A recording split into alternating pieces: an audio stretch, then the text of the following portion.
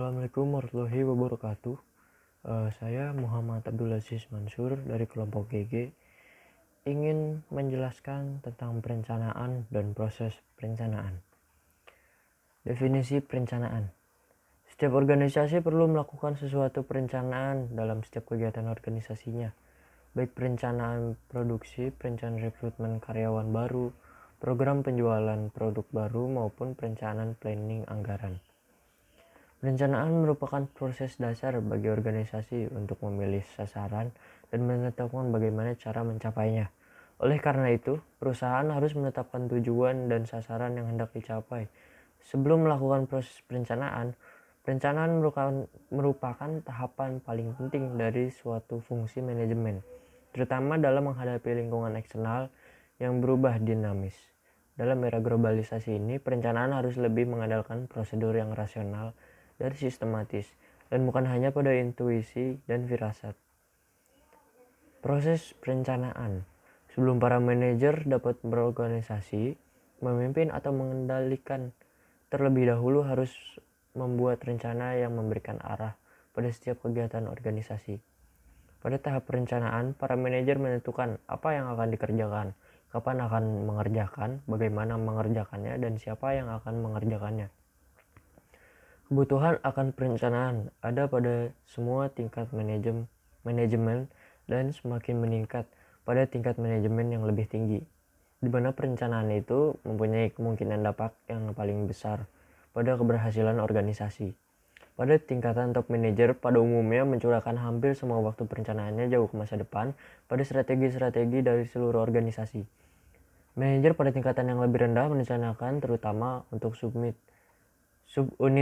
mereka sendiri dan untuk jangka waktu yang lebih pendek. Terdapat pula beberapa variasi dalam tanggung jawab perencanaan tergantung pada ukuran dan tujuan organisasi, pada fungsi atau kegiatan khusus manajer. Organisasi yang besar dan skala internasional lebih menaruh perhatian pada perencanaan jangka panjang daripada perusahaan lokal. Akan tetapi pada umumnya organisasi perlu mempertimbangkan keseimbangan antara perencanaan jangka panjang maupun perencanaan jangka pendek. Karena itu penting bagi para manajer untuk mengerti peranan perencanaan jangka pendek, jangka panjang dalam pola perencanaan secara keseluruhan. Alasan perlunya perencanaan. Salah satu maksud dibuat perencanaan adalah melihat program-program yang dipergunakan untuk meningkatkan kemungkinan pencapaian tujuan-tujuan yang akan datang, sehingga dapat meningkatkan pengambilan keputusan yang baik. Ada dua alasan dasar perlunya perencanaan. Yang pertama, untuk mencapai protective benefit yang dihasilkan untuk pengurangan kemungkinan terjadinya kesalahan dalam pembuatan keputusan. Yang kedua adalah untuk mencapai positive benefit dalam bentuk meningkatnya sukses pencapaian tujuan organisasi. Beberapa manfaat perencanaan adalah membantu manajemen untuk menyesuaikan diri dengan perubahan lingkungan, lalu memungkinkan manajer memahami keseluruhan gambaran operasi lebih jelas, lalu membantu penempatan tanggung jawab lebih tepat. Ada juga memberikan cara pemberian perintah untuk beroperasi, memudahkan dalam melakukan koordinasi di antara berbagai organisasi. Bagian kelemahan perencanaan adalah pekerjaan yang tercakup dalam perencanaan mungkin berlebihan pada kontribusi nyata. Perencanaan cenderung menunda kegiatan. Lalu perencanaan mungkin terlalu membatasi manajemen untuk berinisiatif dan berinovasi. Kadang-kadang hasil yang paling baik didapatkan oleh penanganan setiap masalah pada saat masalah tersebut terjadi. Lalu ada beberapa rencana yang diikuti cara-cara yang tidak konsisten. Hubungan perencanaan dengan fungsi lain ada, yaitu perencanaan, planning, yaitu fungsi yang paling dasar dari fungsi manajemen lainnya. Fungsi perencanaan dan fungsi-fungsi serta kegiatan manajerial lainnya adalah saling berhubungan, saling bergantung, dan berinteraksi. Lalu ada pengorganisasian atau organizing. Perencanaan menunjukkan cara dan perkiraan bagaimana mengorganisasikan sumber daya organisasi untuk mencapai aktivitas paling tinggi. Pengarahan atau directing. Perencanaan menentukan kombinasi paling baik dari sumber daya yang diperlukan untuk mengarahkan pengaruh dan memotivasi karyawan. Lalu ada pengawasan controlling. Perencanaan dan pengawasan saling berhubungan erat. Pengawasan bertindak sebagai kriteria penilaian pelaksanaan kerja terhadap perencana. Ada perencanaan operasional. Rencana operasional merupakan rencana yang memberikan tentang bagaimana cara strategis itu dilaksanakan. Rencana operasional terdiri dari yang pertama, rencana sekali pakai. Dikembangkan untuk mencapai tujuan khusus, dibubarkan bila rencana ini telah dilaksanakan. Yang kedua, rencana tetap atau standing plan. Merupakan pendekatan yang telah dibakukan untuk menangani situasi berulang kali terjadi dan dapat dengan mudah diantisipasi. Perencanaan strategis. Perencanaan strategis atau strategic planning adalah proses pemilihan tujuan organisasi, penentuan strategi, program-program strategi, dan penetapan metode-metode yang perlu dilakukan untuk menjamin bahwa strategi dan kebijakan telah diimplementasikan. Perencanaan strategi juga merupakan proses perencanaan jangka panjang yang disusun untuk mencapai tujuan organisasi. Ada 3 alasan yang menunjukkan perencanaan strategis. Pertama, perencanaan strategis merupakan kerangka dasar bagi perencanaan lainnya. Kedua, pemahaman terhadap perencanaan strategis akan mempermudah pemahaman bentuk perencanaan lainnya. Yang ketiga, perencanaan strategis merupakan titik permulaan bagi penilaian kegiatan manajer dan organisasi. Mengatasi hambatan perencanaan efektif. Ada 2 hambatan terhadap pengembangan perencanaan yang efektif. Yaitu yang pertama adalah perlawanan atau penolakan internal para calon perencana terhadap penetapan sasaran dan pembuatan rencana mencapainya. Hambatan kedua adalah keengganan para anggota organisasi untuk menerima perencanaan dan rencana yang akan menyebabkan perubahan. Untuk mengatasi hambatan-hambatan terhadap perencanaan yang efektif, pada manajer harus membantu bawahan dengan sebaik-baiknya dengan menciptakan sistem organisasi yang mempermudah penetapan sasaran dan bukan menghambatnya. Membantu individu menetapkan sasaran.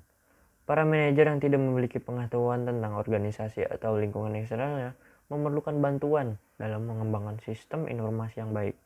Bantuan dapat berupa program pengembangan manajemen dalam perusahaan untuk membantu dalam mengadakan hubungan informal dengan orang-orang dari berbagai departemen, divisi, dan lokasi. Bila mana perencanaan merupakan proses yang dipahami dengan baik, maka akan lebih mudah bagi tiap individu untuk mengembangkan rencana guna mencapai sasaran tersebut. Lalu, untuk memahami perlawanan terhadap perubahan. Untuk mengatasinya dapat dilakukan dengan cara melibatkan para karyawan yang akan terkena pengaruh dalam proses perencanaan. Kemudian dengan memberikan lebih banyak informasi kepada karyawan tentang rencana, kemungkinan akibat-akibatnya. Selain itu juga dapat menyadari dampak dari perubahan yang diusulkan terhadap para anggota organisasi dan memperkecil gangguan yang tidak diperlukan. Manajemen by objective atau manajemen berdasarkan sasaran dikenalkan oleh Peter Drucker pada tahun 1954 dalam bukunya The Practice of Management. MBO mengacu pada seperangkat prosedur yang formal dimulai dengan penetapan sasaran dan dilanjutkan sampai meninjau kembali hasil pelaksanaannya. Kunci MBO merupakan proses partisipasi atau peran serta, yaitu secara aktif melibatkan para manajer dan anggota staf pada setiap tingkat organisasi. Kekuatan MBO. Keuntungan utama dari program MBO dalam urutan pentingnya adalah sebagai berikut. Yang pertama, memberi kesempatan pada para individu untuk mengetahui apa yang diharapkan dari mereka. Yang kedua, dapat membantu dalam perencanaan dengan membuat para manajer menetapkan sasaran dalam waktu yang ditargetkan. Yang ketiga, meningkatkan komunikasi antar para manajer dan bawahan. Yang keempat, membuat para manajer lebih menyadari tentang sasaran organisasi. Yang kelima, membuat proses manajemen lebih wajar dengan memusatkan pada suatu pencapaian. Program ini juga memberi kesempatan kepada para bawahan untuk mengetahui sebagaimana mereka bekerja dalam kaitannya dengan sasaran organisasi. Adapun kelemahan MBO, beberapa kekurangan dari program MBO yaitu MBO tidak menyelesaikan semua masalah organisasi. Yang kedua, tidak semua prestasi dapat dikuantifikasikan atau diukur. Yang ketiga, perubahan yang diinginkan oleh MBO dapat berperilaku pada manajer, mungkin juga menimbulkan masalah. Yang keempat, kelemahan yang melekat pada proses MBO, di mana ini membutuhkan banyak waktu dan upaya dalam mempelajari penggunaan teknik MBO dengan tepat. Membuat agar MBO lebih efektif. Tunjukkan kesepakatan yang berkesinambungan dari pimpinan tingkat tinggi. Penerimaan pertama dari para pegawai untuk program MBO dapat berhasil jika pimpinan tertinggi melakukan usaha bersama untuk mempertahankan agar sistem itu tetap berjalan dan berfungsi dengan sepenuhnya. Didik dan latih para manajer. Agar MBO berhasil, para manajer harus memahami MBO tersebut, sehingga mereka harus dididik mengenai prosedur dan keuntungan dari sistem MBO. Rumuskan tujuan-tujuan dengan jelas. Para manajer dan bawahan harus sama-sama mengerti tujuan dengan jelas dan merumuskan bersama-sama. Laksanakan umpan balik secara efektif. Suatu sistem MBO tergantung pada para peserta yang mengetahui hubungan dengan tujuan mereka. Penetapan tujuan bukan merupakan perangsang yang memadai. Tinjauan terhadap prestasi yang teratur dan umpan balik dari hasil-hasil yang diperlukan. Anjurkan adanya serta para manajer harus menyadari peran serta bawahan dalam menetapkan sasaran, dapat mengandung suatu pengalokasian kembali kekuasaan. Para manajer harus mau melepaskan pengendalian langsung tertentu atas bawahannya dan mendorong bawahannya untuk mengambil peranan lebih aktif dalam penetapan dan mencapai tujuan mereka sendiri. Sekian pemaparan dari saya. Kurang lebihnya mohon dimaafkan. Assalamualaikum warahmatullahi wabarakatuh.